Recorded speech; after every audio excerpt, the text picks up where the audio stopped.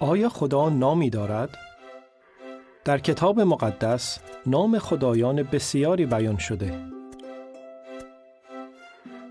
نام خدایان ملت‌های اطراف اسرائیل باستان اشتاروت، بعل و مولک بود. مسیحیان قرن اول میلادی بین مردمی بودند که خدایانی مانند آرتمیس، هرمس و زئوس را می‌پرستیدند، خدایانی که نامشان در کتاب مقدس آمده.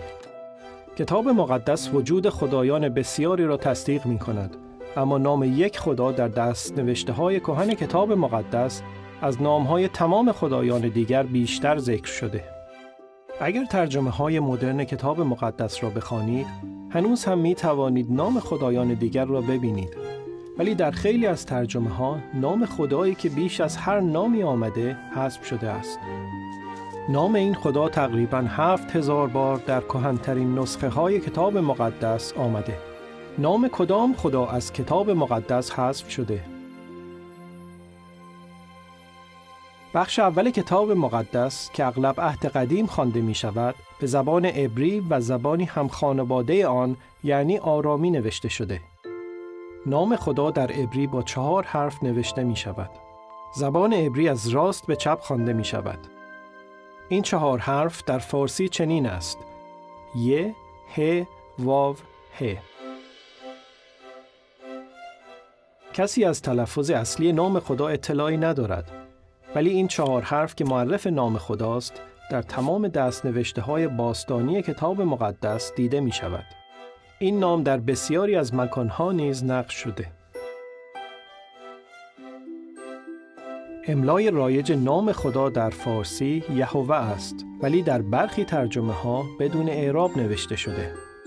در برخی از ترجمه‌ها در مزمور 83 آیه 18 و دیگر آیات نام خدا به یکی از این اشکال نوشته شده.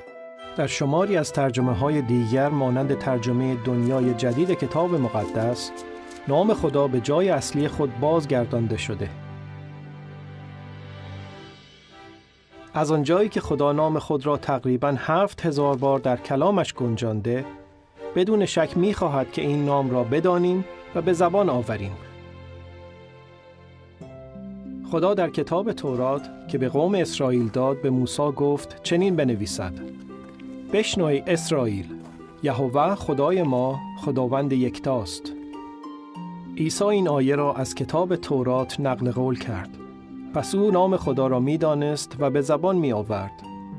عیسی در یکی از دعاهای خود قبل از مرگش به یهوه خدا گفت: من نام تو را شناساندم. یک مرد ممکن است عنوان‌های گوناگون داشته باشد، مانند شوهر، پدر، مهندس، ولی یک نام خاص مانند سروش. به همین شکل خدا هم عنوان‌های شایسته بسیار دارد: قادر مطلق، خالق و خداوند، ولی نامی خاص دارد که فقط متعلق به اوست. نام او یهوه است. شاید بپرسید چرا باید خدا را پرستید؟ آیا یهوه نسبت به ما بی‌اعتناست؟ چگونه می توانیم به خدا نزدیکتر شویم؟ پاسخ این سوالات در درس 2 بروشور خبری خوش از سوی خدا داده شده. شما می توانید آن را از سایت jw.org دانلود کنید. شاهدان یهوه مشتاقند شما را با تعالیم کتاب مقدس آشنا کنند. فرم فراگیری تعالیم کتاب مقدس را در سایت پر کنید تا یکی از آنان در زمان و مکانی که برایتان مناسب باشد به دیدنتان آید.